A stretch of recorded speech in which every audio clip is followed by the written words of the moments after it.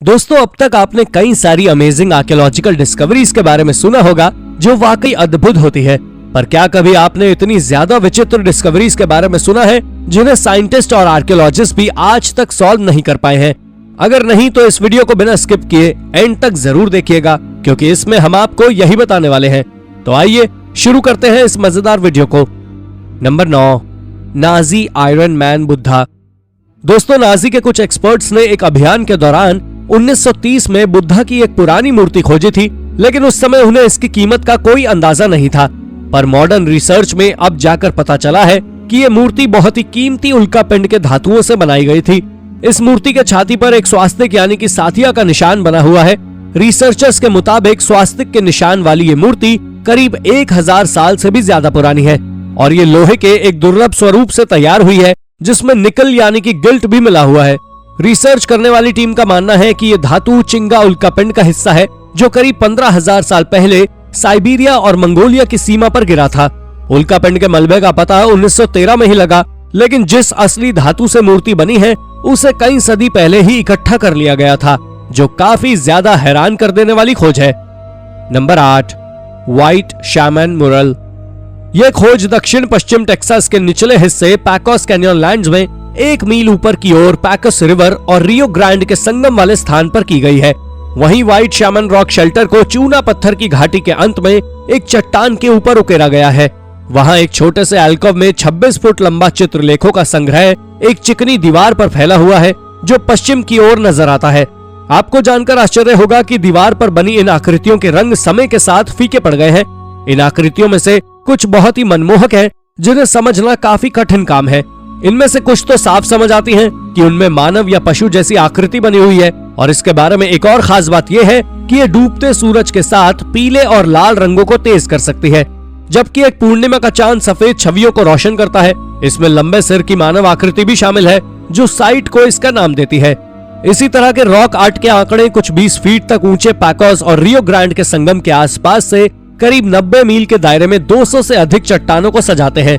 इसके बारे में रिसर्चर्स का मानना है कि 2500 ईसा पूर्व से 500 ईस्वी तक इन चित्रों का निर्माण किया गया था, जिसे पेकोस नदी की शैली के रूप में जाना जाता है।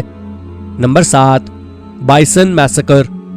दोस्तों, ये बात 500 बीसी के आसपास की है, जब नॉर्दर्न प्लेन कल्चर के लोगों के एक ग्रुप ने अल्बर्टा कनाडा में हजारों की तादाद में आर्टिफैक्ट छोड़े थे, जिसमें कई बोन फ्रैगमेंट्स और पत्थर के बने हथियार शामिल हैं। लेकिन शायद आपको ये जानकर ताज्जुब होगा कि इसमें 65 से ज्यादा बाइसन की हड्डियां शामिल थी। लेकिन इससे भी ज्यादा हैरानी की बात यह है कि वहां पर जो 100 से ज्यादा पत्थर के नुकीले हथियार खोजे गए हैं वो सभी एक अलग प्रकार के पत्थर के बने हुए थे, जो वहां से करीब 624 मील की दूरी पर पाए जाते हैं। आप ये भी जान लें कि जहां ये पत्थर पाए जाते हैं वहां भी करीब 8 बाइसन बोन का अरेंजमेंट देखने को मिला है। इन सभी चीजों को देखते हुए एक्सपर्ट्स का मानना है उस समय लोग ज्यादातर बाइसन का मांस खाना ही पसंद करते थे, और ये परंपरा न केवल अल्बर्टा में बल्कि वहां से 1000 किलोमीटर दूर नॉर्थ डकोटा में भी एक ही समय पर चल रही थी। ये खोज सच में विचित्र है, जो हमें एंशिएंट पीपल को अजीब सोचने पर मजबूर करती है। नंबर 6, रावण's डेड बॉडी। दोस्तों, आपको बता दें कि एक रिसर्च में श्रीलंकाई रिसर्चर्स ने 50 ऐसे स्थल खोजने का दावा किया है जिनका संबंध रामायण से है। उन्होंने रावण की डेड बॉडी मौजूद होने का दावा किया है। श्रीलंका का इंटरनेशनल रामायण रिसर्च सेंटर और वहां के पर्यटन मंत्रालय ने मिलकर रामायण से जुड़े ऐसे 50 स्थल खोजे हैं जिन स्थलों का उल्लेख रामायण में भी मिलता है। इन 50 स्थलों में से एक ऐसा भी है जिसमें श्रीलंका के रायगला के जंगलों के बीच एक विशालकाय पहाड़ी भी आती है। उनका दावा है कि ये रावण की गुफा है जहां उसने तपस्या की थी, और उसी गुफा में आज भी रावण का शव सुरक्षित रखा हुआ है। रायगला के घने जंगलों और गुफाओं में कोई नहीं जाता है क्योंकि वहां जंगली और खूंखार जानवर मौजूद है। रायगला के इलाके में रावण की यह गुफा करीब 8000 फुट की ऊंचाई पर स्थित है, जहां 17 फुट लंबे ताबूत में रावण की डेड बॉडी रखी हुई है।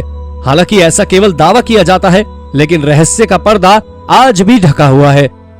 Number 5, Neanderthal stone circles. Neanderthal के बारे में तो आप में से ज्यादातर लोग जानते ही होंगे, लेकिन अभी भी साइंटिस्ट और आर्कियोलॉजिस्ट इनके बारे में कई खोज करने में लगे हुए हैं, जो इनके बारे में और ज्यादा सोचने को मजबूर करती है। आप जान लें कि निएंडरथल दुनिया के सबसे होशियार प्राचीन लोगों में से एक है, जिनके दिमाग में सारे आइडिया आते थे, और इसका खुलासा हाल ही में हुई एक डिस्कवरी में हुआ है। दरअसल आर्कियोलॉजिस्ट ने साल 1990 में साउथ वेस्टर्न फ्रांस में एक केव में कई सारे लेयर्ड रिंग स्ट्रक्चर्स खोजे थे, जिसके बारे में एक्सपर्ट्स का मानना है कि निएंडरथल ने इस साइट के साथ बहुत कुछ किया है। इन्होंने उस साइट पर स्टैलेग्माइट्स खोजे हैं जो बहुत ज्यादा विचित्र तरीके से असेंबल्ड है। आर्कियोलॉजिस्ट ने अपनी इस रिसर्च के दौरान बताया है कि ये स्ट्रक्चर्स ब्रोनिकल केव में करीब 1,76,000 साल पहले बनाए गए थे।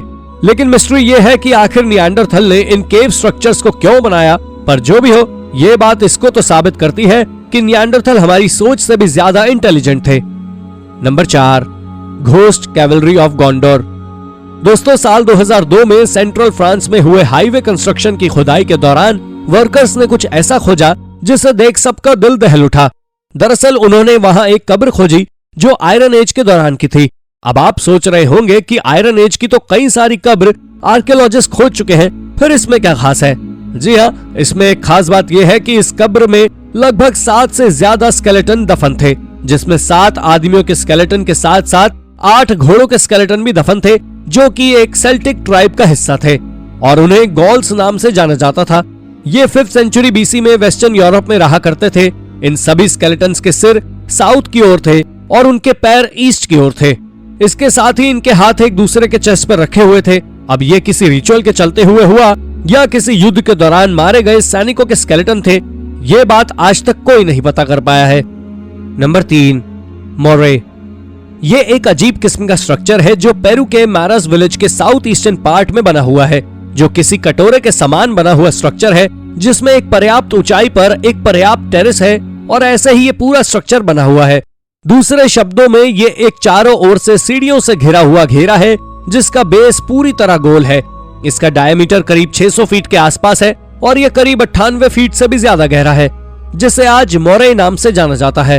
आपको जानकर आश्चर्य होगा कि यह दुनिया में इकलौती ऐसी प्राचीन साइट है जो करीब सी लेवल से 11,500 फीट की ऊंचाई पर है। इसे इनका साम्राज्य के द्वारा बनाया गया था, लेकिन इसके बनाने का कारण आज तक मिस्ट्री है। एक्सपर्ट्स का मानना है कि ये एक तरह का इरिगेशन सिस्टम है जिसे एंशिएंट सिविलाइजेशन उपयोग किया करते थे। आपको बता दें कि इसकी हर सीढ़ी पर तापमान अलग अलग होता है। ये वाकई एक बहुत अमेजिंग एंशिएंट टेक्नोलॉजी है। Number 2, rare statue of an elite woman. दोस्तों, ये खोज मेक्सिको के गल्फ कोस्ट के पास एक सिट्रस ग्रोव को खोदने के दौरान की गई थी। दरअसल साल 2021 में एक फार्मर्स का ग्रुप जब इस जगह क्यारी की खुदाई कर रहे थे, तब उन्हें बड़ी बड़ी आंखों वाला एक फीमेल का 6 फीट लंबा स्टैचू मिला। ये इस किस्म का पहला स्ट्रक्चर है जिसे हुएस्टेका रीजन में खोजा गया है। हालांकि इस बात का अब तक कोई सबूत नहीं है कि ये स्टैचू आखिर किसका है। क्या ये किसी भगवान का है या फिर किसी एलीट वुमन का? इस बात का खुलासा तो अब तक नहीं हुआ है, लेकिन इसमें कुछ ऐसी चीजें जरूर मिली हैं जो इसके एलीट होने का संकेत देती है। Number 1, Cairo session. ये एक प्री हिस्टोरिक साइट है जो कि पेरू के नॉर्दर्न कोस्टल रीजन में आती है। यहाँ चास्मा सेकिम नाम की एक सभ्यता 2400 बीसी के दौरान रहा करती थी, जिसका कैपिटल कैरो सेशन था। आपको बता दें कि कैरो सेशन पूरी तरह मेगालिथिक आर्किटेक्चर से भरा पड़ा है, जिसमें कई स्टीप्ड पिरामिड्स भी आते हैं। आप जान लें कि यहाँ एक करीब 13.5 फीट ऊंची दीवार भी बनी है, जिसमें सैकड़ों की तादाद में ह्यूमन सैक्रिफाइसेस को कार्व किया गया है। इसमें सबसे ज्यादा हैरान करने वाली कार्विंग एक ह्यूमन की है जो हाथ में बंदूक की तरह कुछ हथियार पकड़े हुए है, जो कि कई सवालों को खड़ा करती है कि जैसे क्या वो बंदूक है? क्या एंशिएंट टेक्नोलॉजी आज की मॉडर्न टेक्नोलॉजी से भी अच्छी थी? इन सभी सवालों के जवाब हम तो नहीं जानते, पर आपका इसके बारे में क्या कहना है हमें कमेंट करके जरूर बताएं। तो दोस्तों, ये थी हमारी एक और इंटरेस्टिंग वीडियो। अगर आपको ये वीडियो पसंद आई हो तो इसे लाइक करें और हाँ, जाते जाते चैनल को सब्सक्राइब भी जरूर कर दीजिएगा। धन्यवाद।